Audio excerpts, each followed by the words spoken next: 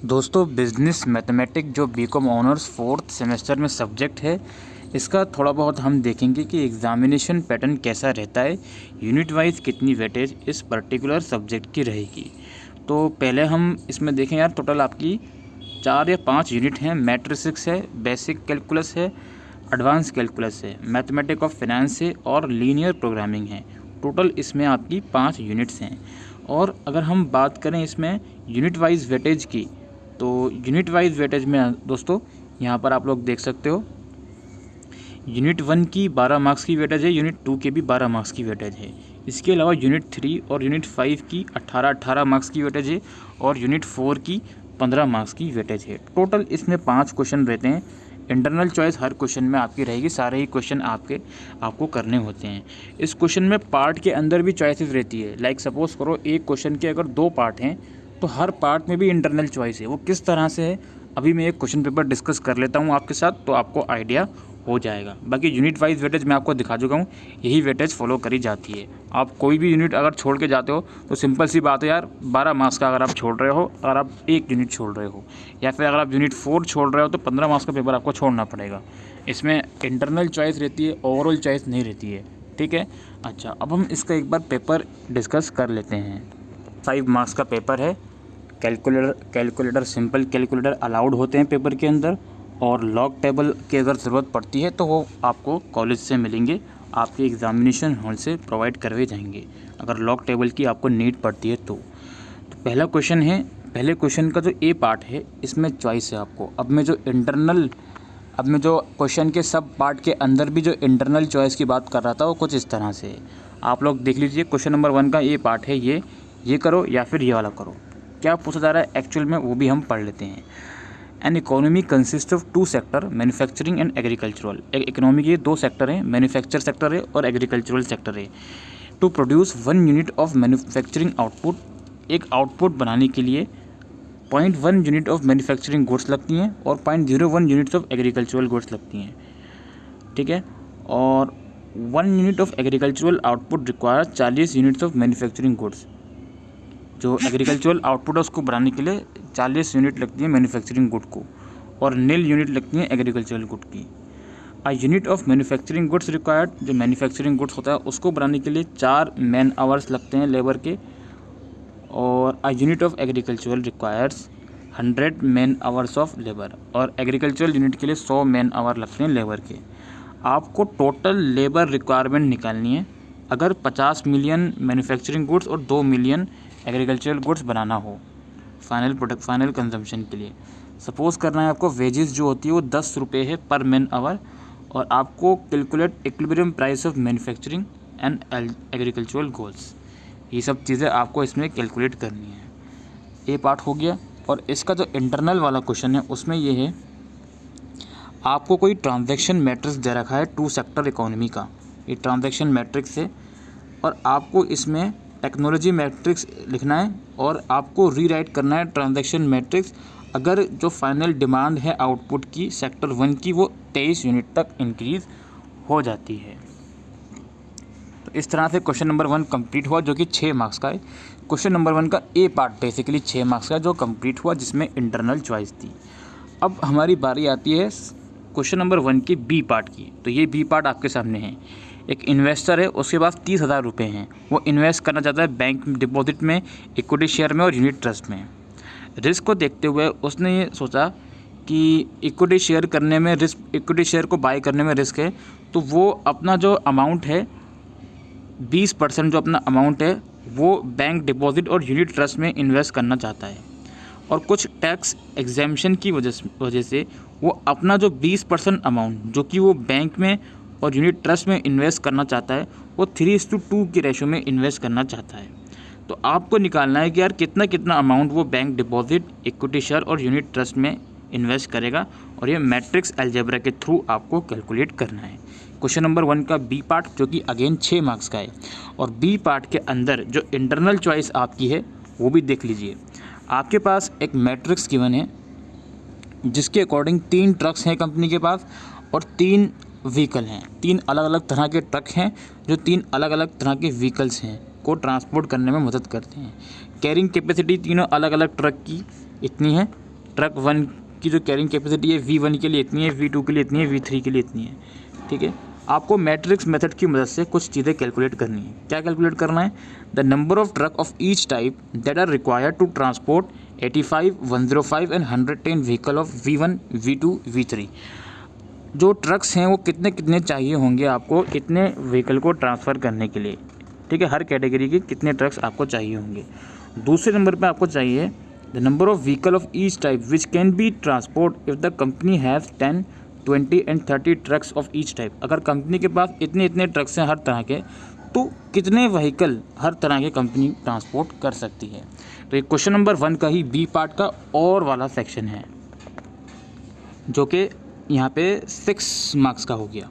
ठीक है, 12 मार्क्स का अभी तक आपका हो गया है क्वेश्चन नंबर 1, और यहाँ पे हमारा क्वेश्चन नंबर 1 ख़त्म हो गया, अलजेब्रा वाला, मैट्रिक्स वाला सॉरी। फिर शुरू होता है हमारा क्वेश्चन नंबर 2। क्वेश्चन नंबर 2 का ये पार्ट ये आप लोगों के सामने है। Factory produce 3 different product A, B, C। Profit per unit of this product are this.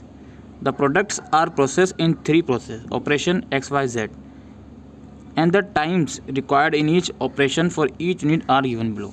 तो भाई कंपनी के पास 3 प्रोडक्ट हैं और यहाँ पे प्रॉफिट दिखा रखा है पर यूनिट हर प्रोडक्ट का, और ये बता रखा है कि यार 3 प्रोसेस से होके गुजरते हैं प्रोडक्ट, और कितना टाइम लगता है प्रोडक्ट को बनने में हर प्रोसेस से, ये आपको दिखा रखा है।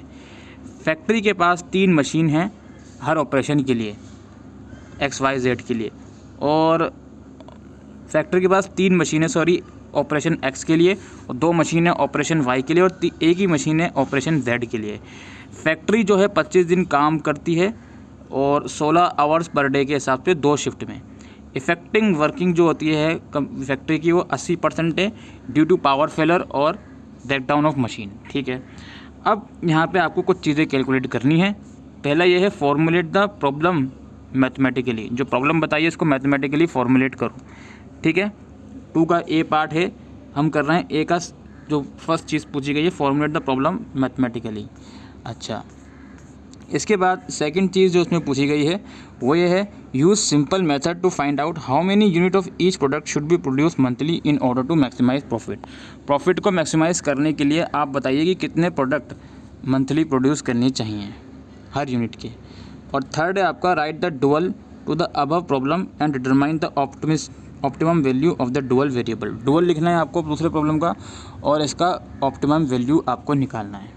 ठीक है, ये आपका क्वेश्चन नंबर 2 का ए पार्ट है, जो कि आपका है 12 मार्क्स का। अब इसी ए पार्ट के साथ जो इंटरनल चॉइस है जुड़ी हुई है वो आप लोग देख लीजिए। आपको एक प्रॉपर फंक्शन दिया गया है। ठीक है, यहाँ पे आप लोग देख सकते हो, इसमें से कुछ चीज़ें आपको कैलकुलेट करनी है, कंप्लीट करना है टेबल को आपको, whether the solution is optimal और not. Right the optimum products mix निकालना है आपको, और प्रॉफिट निकालना है आपको, और in the solution feasible give reason, solution feasible है अपना रीज़न दीजिए। इस तरह से इस टेबल को फॉलो करते हुए आपको 5-6 चीज़ें कैलकुलेट करनी है। और ये जो क्वेश्चन नंबर 2 का ए पार्ट के साथ जो इंटरनल चॉइस वाला क्वेश्चन है अगेन ये भी आपका 12 मार्क्स का हो जाता है। ठीक है, ये आपका 12 मार्क्स का हो जाता है। इसके बाद जो हमारा बी पार्ट है क्वेश्चन नंबर 2 का बी पार्ट देख लीजिए, ये आपके सामने बी पार्ट है। अ food company must produce 200 kg of a mixture consisting of ingredient X and Y. X cost 3 per kg, Y cost 8 per kg. No more than 80 kg of X can be used and at least 60 kg of Y must be used. How much of each ingredient should be used if the company wants to minimize cost? Formulate the above in a linear programming problem. तो कितनी company को cost चाहिए होगी जिससे cost minimise हो, कितने product use करेंगे company, कितनी इंग्रेडिएंट यूज़ करेगी जिसकी वजह से कंपनी की जो कॉस्ट हो मिनिमाइज हो। इसको लीनियर प्रोग्रामिंग के थ्रू आपको फॉर्मुलेट करना है। तो क्वेश्चन नंबर 2 का बी पार्ट है जो कि 6 मार्क्स का है, और बी पार्ट के साथ इंटरनल चॉइस अगेन जुड़ी हुई है। A manufacturer produce 3 models of tracking bicycle A, B and C. Was selling price are this and this respectively. Cost of the frame for model A, B and C are this and this. तो भाई selling price दे रखी है 3 model की और cost दे रखी है। इसके अलावा capacity bicycle per hour of assembling, painting, packaging of each model. Her model की जो कैपेसिटी है 1 घंटे की पर आवर की असेंबलिंग की, पेंटिंग की, पैकेजिंग की, वो इतनी इतनी है, राइट।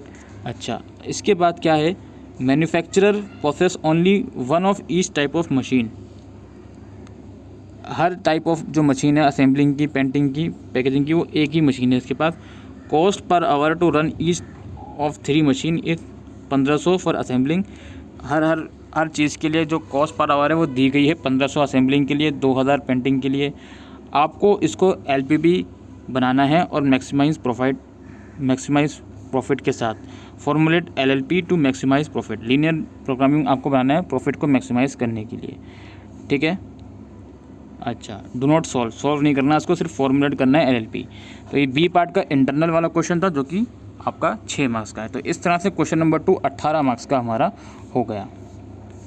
फिर क्वेश्चन नंबर 3 उसका ए पार्ट जो कि 6 मार्क्स का है। क्या है भाई, machinery costing rupees 12,000, total cost of operation from the time of purchase up to a time T is given by the function this. If the machinery is sold as a scrap value after T year, the resale value is given by the function is this. Find the optimal time of replacement of the machinery. आपको निकालना है कि कब machinery को, कौन सा optimal time होगा machinery को रिप्लेस करने का। 3 का ए पार्ट है जो कि 6 मार्क्स का है। इंटरनल चॉइस है ए पार्ट की 3 के अंदर, वो ये है, a monopolistic has the demand curve of this and the average cost curve of this, where p is the price per kg and x is the number of log of output. Determine the output at which the maximum profit can be earn. आपको output निकालना है जिसके ऊपर maximum profit earn करा जाएगा। ये A part का internal choice है क्वेश्चन 3 का, जो कि अगेन 6 मार्क्स का ही है। 3 का बी पार्ट आपका है, demand function for 2 commodities in term of their respective price P1 and P2। Demand function लिखा हुआ है 2 कमोडिटीज़ का प्राइस के टर्म में। इसके अंदर A1, B1, C1, B2 वगैरह हैं जो कांस्टेंट हैं। आपको निकालना है 4 partial marginal demand function and determine whether the commodities are competitive और कम्प्लीमेंट्री, ठीक है। ये बी पार्ट है आपका जो कि 6 मार्क्स का है। बी पार्ट के साथ जो इंटरनल चॉइस है, a firm manufacture 2 types of machine this and this, the cost function of the firm is this. If the total of 8 machinery are to be produce, how many machine of each type should be produce so that the cost of the product is minimise. तो कितनी machinery produce करनी चाहिए so that cost जो हो वो minimise हो। ये B part का है इंटरनल चॉइस वाला क्वेश्चन जो कि अगेन 6 मार्क्स का है। अब सी पार्ट भी है क्वेश्चन नंबर 3 का। इसमें भी आपका कुछ है, monopolistic firm produce commodities of 2 types, this and this, at a constant average cost of rupees this and this per item. If P1 and P2 change and the market demand are this and this, find the price of 2 commodities for maximize joining monopoly profit। Price निकालना है आपको profit maximise करने के लिए C part में, ठीक है। और सी पार्ट का इंटरनल चॉइस है, for the problem function this show that the isoquants general are always negative slope and curve to the origin. ये सी पार्ट का इंटरनल चॉइस है जो कि 6 मार्क्स का है। इस तरह से क्वेश्चन नंबर 3 भी खत्म हुआ जो कि अगेन 18 मार्क्स का हमारा होता है। इसके बाद हमारा है क्वेश्चन नंबर 4। इसका ये पार्ट है, ABC limited has approximated the marginal revenue function for one of its product this. The marginal cost of the function is approximately by MC is equal to this. Determine the profit maximizing output and the total profit of the optimum value assuming fixed cost as 0। ये question number 4 का ए part है जो कि 6 marks का है। Internal choice में इसका है, under pure competition for a commodity the demand and supply laws are this. Determine the customer surplus and product surplus. ये ए पार्ट का इंटरनल चॉइस है जो कि 6 मार्क्स का है। इसके बाद बी है, if the MR function for the product is this, MR is equal to 3+E। If the MR function is this, where X is number of units produced, determine the total revenue from the sale of 100 units। आपको total revenue निकालना है जो कि 6 marks का है। और B वाले के साथ जो इंटरनल चॉइस है, find the elasticity of substitute for the product function. इस फंक्शन का इलास्टिसिटी ऑफ सब्सटीट्यूट आपको निकालना है। इसके बाद हमारा लास्ट क्वेश्चन है क्वेश्चन नंबर 5। इसमें आपको किन्हीं 3 को डिफाइन करना है, एक्सप्लेन करना है, अटेम्प्ट करना है बेसिकली। टोटल 5 हैं जिसमें 3 आपको करने हैं। पहला क्या है, according to a will of man, एक मैन की विल के अकॉर्डिंग उसका जो लाइफ इंश्योरेंस है 50,000 है, वो बैंक में डिपॉजिट होना चाहिए after his death. The bank has to pay 8,000 annually to his heir if the interest is 5% per annum compound continuously, how many annual payment could be made. तो ये आपका mathematics of finance में से question आया है। इसके अलावा B part आप लोग देख लीजिए। डेप्ट of 5 lakh due after 5 year from now and ₹5 lakh due 10 year from now is to be repaid by a payment of ₹2 lakh in 2 years and a payment of ₹4 lakh in 4 years and a final payment at the end of 6 years. If the rate of interest is 7% per annum compounded annually, how much is the final payment? Final payment आपको निकालनी है। इसी तरह से C part में mister x purchase a house for ₹30 lakh. He agreed to pay for the house in 6 equal installment in the beginning of each year। ठीक है। If money is worth 6% per annum effectively, what would be the size of each installment? Each installment का size आपको निकालना है। इसके बाद यहाँ पे डी पार्ट है और फिर ई पार्ट है। ये इसी तरह से मैथमेटिक्स ऑफ फाइनेंस वाले क्वेश्चन की तरह से आपका पूछा गया है।